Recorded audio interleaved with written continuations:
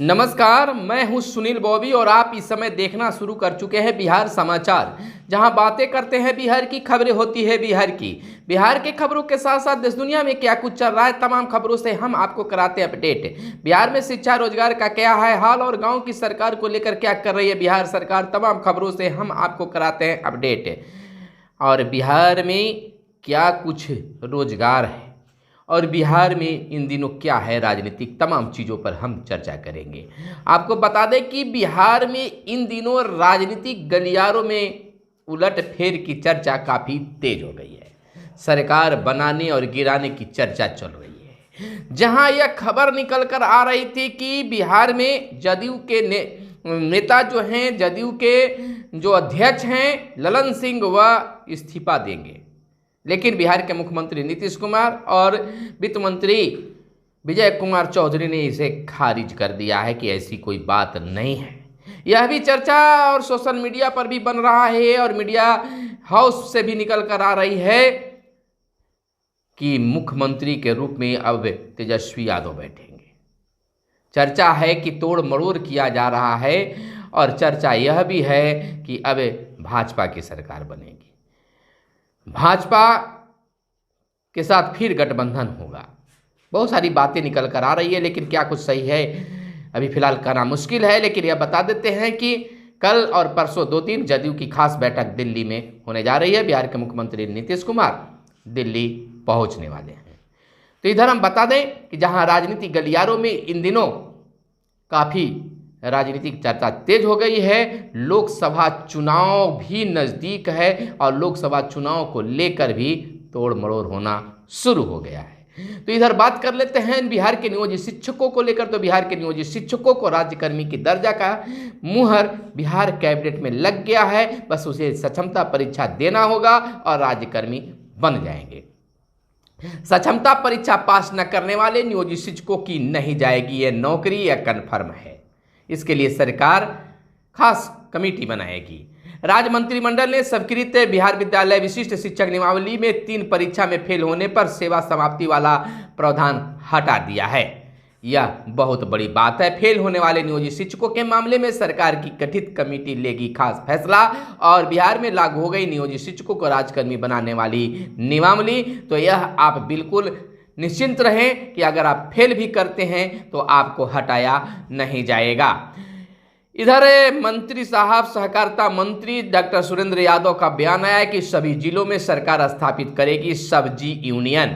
15 फरवरी तक 45 lakh metric ton धान खरीद का लक्ष्य। साइबर अपराध रोकने को सरकार गंभीर है। बताते चले आपको कि सहकारिता मंत्री डॉक्टर सुरेंद्र यादव ने कहा है कि सरकार किसानों की बेहतरी के लिए बिहार के सभी जिलों में सब्जी यूनियन की स्थापना करेगी, जिससे किसानों को सीधा लाभ होगा और सब्जियों के निर्यात भी हो सकेंगे। इधर उत्तर प्रदेश सिपाही भर्ती में आयु में मिली 3 वर्ष की छूट। भाजपा नेताओं और विपक्ष ने उठाई थी सामान्य वर्ग के अभ्यर्थियों को 3 वर्ष की छूट दिए जाने की मांग। मुख्यमंत्री ने दिए हैं खास इस पर निर्देश। तो यहाँ पर उत्तर प्रदेश में यह लाभ मिलेगा। तो वहीं पर्यटन नीति मंजूर, 5 साल में 1 लाख लोगों को मिलेगा रोजगार। कैबिनेट का फैसला है। पर्यटन क्षेत्र में 10,000 करोड़ का निवेश होगा। आधारभूत सुविधाएं भी बढ़ेगी। तो यह काफ़ी विशेष रहे और छात्रवृत्ति को 5 करोड़ मिले और अन्य फैसले भी लिए गए हैं। गया जी कॉरिडोर को मंजूरी, विष्णुपद तक वैकल्पिक मार्ग की व्यवस्था, कैबिनेट की इस पर मुहर लग गई है। सुगरवे नदी के बाएं दाएं तटबंध का होगा निर्माण, यह भी इस पर भी मुहर लगी है। और साइंस सिटी निर्माण के लिए 890 करोड़ रुपए की मंजूरी कैबिनेट से मिली है। और पॉलिटेक्निक कॉलेजों में 183 शिक्षक पद स्वीकृत किए गए हैं। तो वहीं भिखारी ठाकुर प्रेक्षागृह का नामकरण भी हुआ है, जिस पर मुहर लगी है। और रीगा मिल किसानों का बकाया सरकार देगी, इस पर भी मुहर लग गई है। और इधर बिहार ही नहीं बल्कि देश स्तर पर भारत के प्रधानमंत्री नरेंद्र मोदी का बड़ा बयान आया है कि युवाओं को नशे से बचाना है। वीर बाल दिवस पर यह बयान आया है। प्रधानमंत्री नरेंद्र मोदी ने नशे के खिलाफ जन आंदोलन का आह्वान किया। कहा 2047 के विकसित भारत की बड़ी तस्वीर युवाओं को ही बनानी है।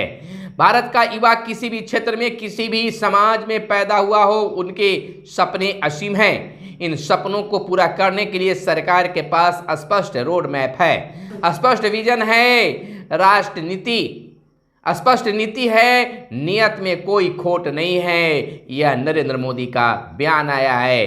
तीसरे नंबर की अर्थव्यवस्था होने के मायने भी बताए गए हैं। तो वहीं अमित शाह ने कहा है कि दुनिया भर में फैली है बलिदान की इनकी गाथा। वीर बाल दिवस पर यह बयान आया है। तो वहीं अगली बड़ी खबर हम आपको बता दें कि 8 वर्षों पर नियोजित शिक्षकों को मिलेगी प्रोन्नति, यानी 8 वर्ष जिनका पूरा होगा उनको प्रोन्नति मिलेगी। विशिष्ट से वरीय विशेष शिक्षक बन जाएंगे बिहार के। अब नियोजित शिक्षक परीक्षा पास करने के बाद 413 शिक्षक अभ्यर्थी 3 साल के लिए प्रतिबंधित। बीपीएससी को लेकर यह खबर निकली है। परिणाम और तथ्यहीन और भ्रामक आरोप लगाए गए हैं थे। बीपीएससी की परीक्षा में अब शामिल नहीं हो पाएंगे। 171 ने गलती मानी तो 1 साल के लिए लगाए इन पर प्रतिबंध। तो वहीं अगली बड़ी खबर हम आपको बता दें कि 191 पैक्सों में जन औषधि केंद्र खोलने की मंजूरी। राज्य सरकार के प्रस्ताव पर केंद्र सरकार ने दे दी है मंजूरी। जनवरी में हर जिले में चिन्हित 5 पैक्सों में खोले जाएंगे जन औषधि केंद्र। बता दें कि बिहार के सुदूरवर्ती ग्रामीण इलाकों के नागरिकों को सस्ती दवाएं उपलब्ध होंगे। इसके लिए केंद्र सरकार ने राज्य सरकार के दिए प्रस्ताव को मंजूरी भी दे दी है। इसके मुताबिक राज्य के सभी 38 जिलों में चिन्हित 5 जन औषधि केंद्र खोले जाएंगे। सहकारिता विभाग की ओर से पहले ही पैक्सों को पैनल तैयार कर लिया गया है। तो अब यहाँ बिहार में जन औषधि केंद्र पैक्सों में भी खोलने की बातें आ गई है, खुलेंगे। इधर कार्रवाई की बात कर ले तो फर्जी तरीके से योगदान देने वाले 3 शिक्षक नपेंगे। यानी कि फर्जी तरीके से स्कूल में योगदान कर लेने वाले 3 शिक्षकों पर एफआईआर का आदेश दिया गया है। शिक्षक नियुक्ति के प्रथम चरण में आयोजित परीक्षा में किसी और ने आवेदन में अपने फोटो के जरिए परीक्षा दी, जबकि स्कूल में ज्वाइनिंग दूसरे ने अपने फोटो के आधार पर कर ली। शिक्षा विभाग मुख्यालय में वैसे सभी नवनियुक्त शिक्षकों को बुलाया था जिनका स्कूल में योगदान के बाद कंप्यूटर द्वारा योगदान स्वीकृत नहीं किया गया। तो इस तरह से सहरसा में कक्षा 9 और 10वीं के 2 शिक्षक पर एफआईआर दर्ज होगी। और वैशाली में 1 शिक्षक ने दूसरे से परीक्षा दिलाई और खुद किया योगदान। मुख्यालय में कंप्यूटर से फोटो मिलान में फर्जीवाड़ा पकड़ा गया है। तो इस तरह से अब दर पर दरत यह शिक्षक बहाली में कई चीजें सामने आ रहे हैं। इधर सेंटअप में 66,000 फेल नहीं दे पाएंगे बोर्ड की परीक्षा। फेल छात्रों के लिए प्रायोगिक परीक्षा का प्रवेश पत्र भी नहीं हुआ है जारी। बता दें कि 7,000 विद्यार्थी पटना जिले के सेंटअप परीक्षा पास नहीं कर सके। 13 लाख छात्र छात्राएं इंटर तो 16 लाख मैट्रिक परीक्षा में शामिल होंगे। तो आपको बता दें कि मैट्रिक और इंटर सेंटअप परीक्षा में इस बार 66,000 छात्र फेल हो गए हैं। अब ये छात्र बोर्ड परीक्षा में शामिल नहीं होंगे। तो यह पहली बार इस तरह से व्यवस्था की जा रही है। अब वो बोर्ड परीक्षा में शामिल नहीं हो पाएंगे। मिशन बुनियाद से सुधरेंगे ग्रामीण अस्पतालों के हालात। तो उप मुख्यमंत्री तेजस्वी यादव ने कर दी है इसकी शुरुआत। 2 महीने में ही इसे पूरा करने का लक्ष्य भी रखा गया है।